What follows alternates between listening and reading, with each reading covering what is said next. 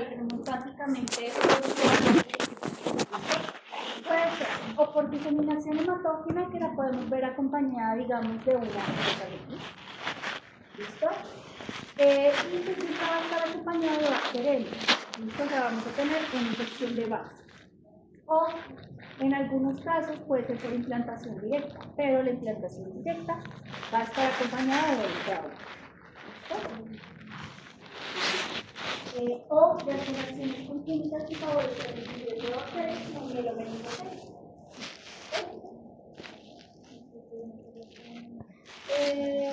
Adicionalmente vamos a tener algunos escenarios de diseminación transplacentarias como toxoplasma o megalovirus, que realmente no nos incumben en esta unidad.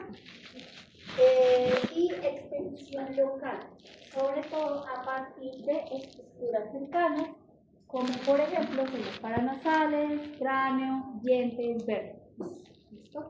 Ahora, adicionalmente, desde extensión local tenemos que tener en cuenta una estructura que creo que ustedes ya vieron, que es el triángulo peligroso de la cara. Sí. En donde la presencia de las venas que pueden tener una conexión a nivel del sistema nervioso central favorece el ingreso bacteriano, esa selección. ¿Listo? Hay algunas infecciones que pueden llegar a partir del sistema nervioso periférico, como sería rabia. ¿Listo? Y herpes zóster, pero pues esto lo veremos en vídeo.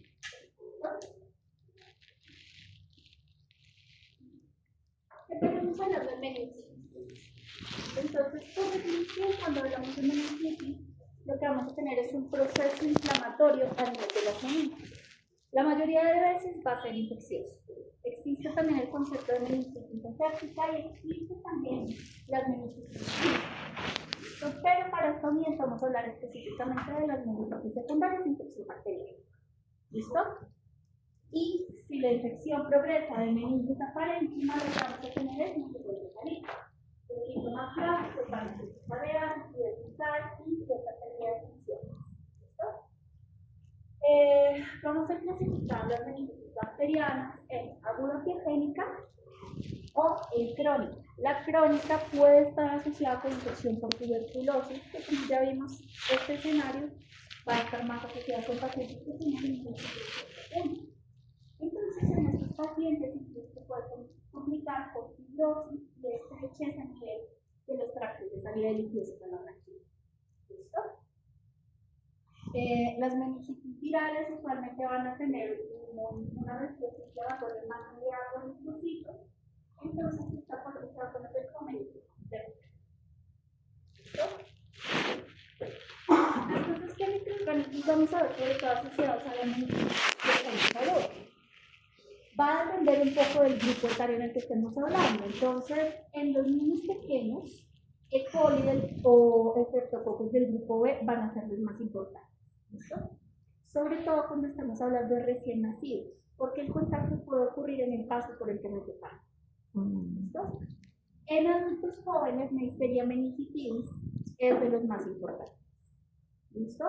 Y cuando estamos hablando de adultos mayores, Streptococcus pneumoniae o Listeria monocytogenes van a ser los más importantes. ¿Listo? Y como ya mencionamos, para meningitis crónica, y todo que es el escenario de meningitis. En términos generales, la morfología o los fenotipos que vamos a ver van a ser los mismos de siempre. ¿Listo? Inflamación aguda, rica en polimorfonucleares, próximas con exudados blanquecinos. ¿Listo? Ahora, podemos tener descontrolados. Eventualmente vasculitis y la meningitis puede complicarse con trombosis del seno venoso. Aquí tenemos un cerebro obviamente autóxico.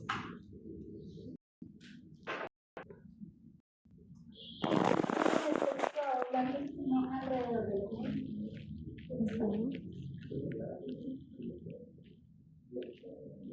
Ahora, la fisiopatología de los abscesos cerebrales es un poco distinta.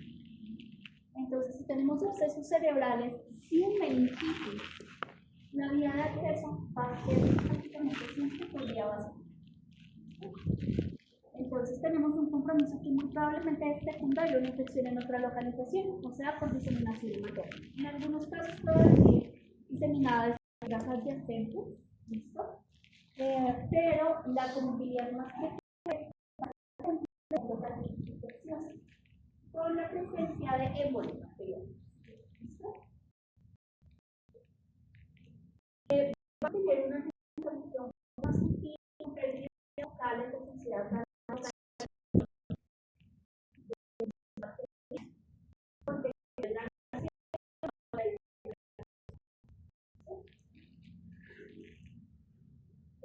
Vamos a tener también una única impresión intracraniana asociada al proceso inflamatorio al interior del parénquima cerebral. Complicaciones generales, herniación secundaria al aumento de la presión intracraniana, podemos tener meningitis secundaria,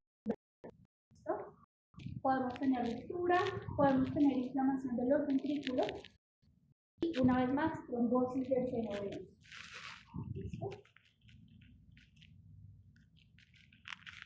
¿Preguntas de las infecciones del sistema nervioso central?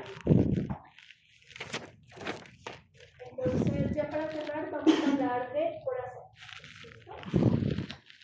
El primer exponente aquí es fiebre reumática. Que es importante tener en cuenta que fiebre reumática no habla de una infección actual a nivel cardíaco. Es un proceso inmunomediado secundario a una infección bacteriana. ¿Listo? Esto va a estar sobre todo asociado a infecciones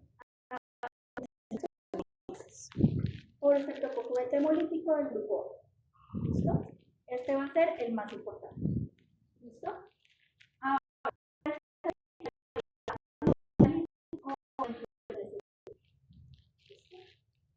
Los pacientes más afectados van a ser niños. ¿Listo? Básicamente la inmunomediada que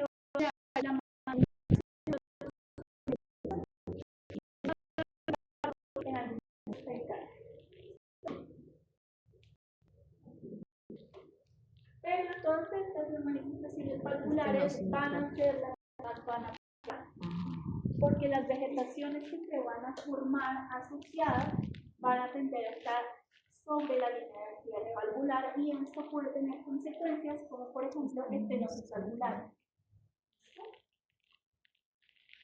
Factores predisponentes, sobre todo condiciones económicas, hay afortunadamente un descenso desde hace ya varias décadas, entonces se da el uso de antibióticos.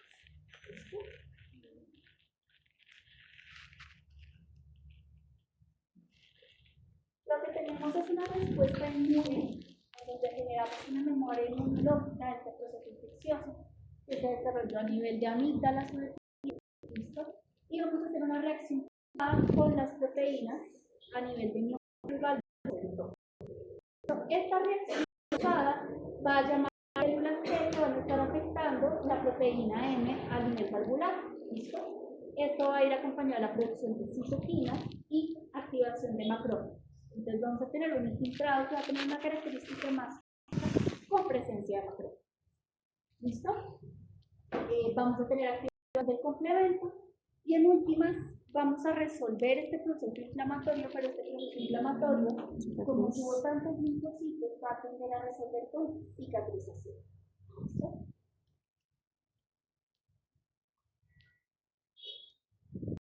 Hablamos del solo 1 a 3% de todos los pacientes y se propone que hay susceptibilidad genética. ¿Listo? Entonces, la historia familiar viene siendo importante. ¿Listo? Yo a sus compañeros ayer les estaba comentando una situación en mi casa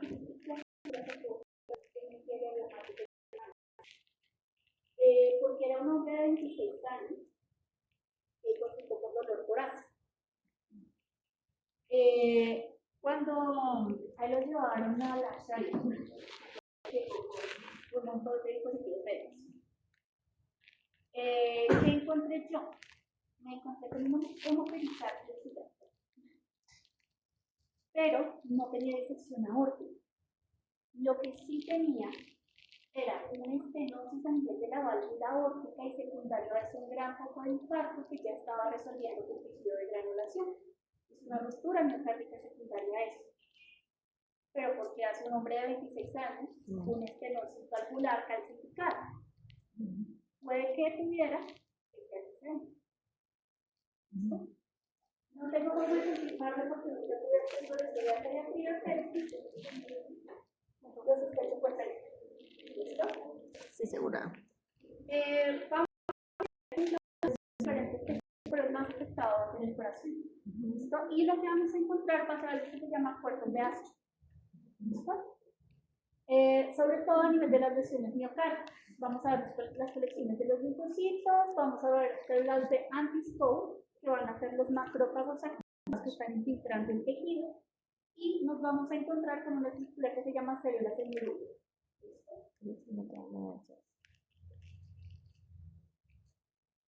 Estas son las células en grupo.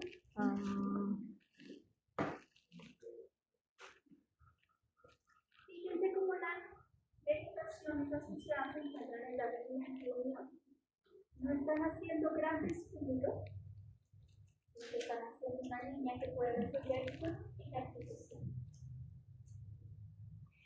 En enfermedad reumática aguda eventualmente podemos tener una pericarditis con un exudado masivo, miocarditis, y la miocarditis puede eventualmente ser causada. Vamos a tener un compromiso valvular con necrosis fibrinoide. Las vegetaciones van a ser más bien pequeñas, de 1 a 2 milímetros. Y como les decía, sobre líneas de cierre. ¿Por qué es importante que sobre líneas de cierre? Porque eventualmente cuando forman cicatriz pueden llegar a formar una boca de pescado. Con rigidez a nivel valvular. ¿Cómo es? Sí.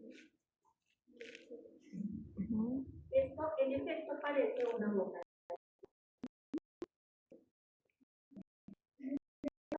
Completamente calificada.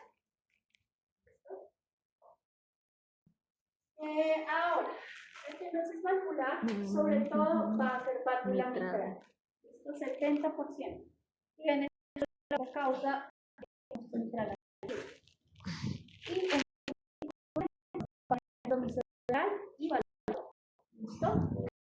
Vamos a tener una dilatación de aurícula izquierda secundaria que puede llevar a tener sobrecarga y eso puede complicarse con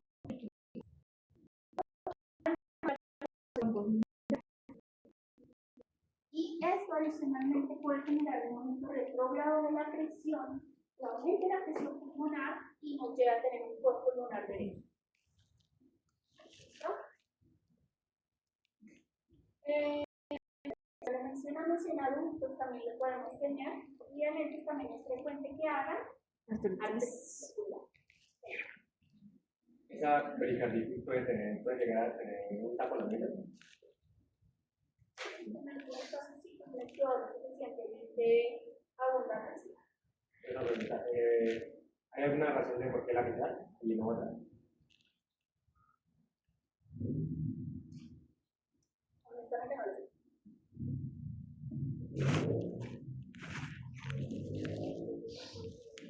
Como ya mencionamos, son 2 o 3 semanas de post-infección. Vamos a tener fiebre, poliartritis migratoria, eso va a ser quizá lo más llamativo en la muñeca, después en el codo, luego en la rodilla. Los cultivos van a ser negativos porque no tenemos bacteria en ese momento, pero vamos a tener anticuerpos. ¿Listo? Ahora, ¿cuáles van a ser los criterios de diagnóstico? Número 1, evidencia serológica de infección previa. ¿Listo? Y tenemos que tener 2 o más de los criterios de Jones, que van a ser artritis, poliartritis migratoria, nódulos subcutáneos, rash eritematoso y corea de Silva. ¿Listo? Con 2 o más de estos ya se diagnóstico.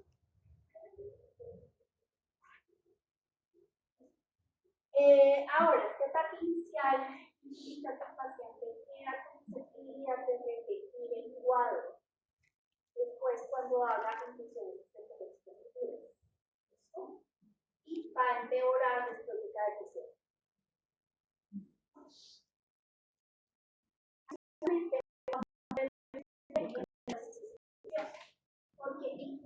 endocardititis infecciosa aumenta con cualquier cosa que cause. Ahora, en endocarditis infecciosa sí que tenemos una infección aguda bacteriana en el momento. ¿Listo? Vamos a ver cómo los microorganismos cambian dependiendo si la afectación es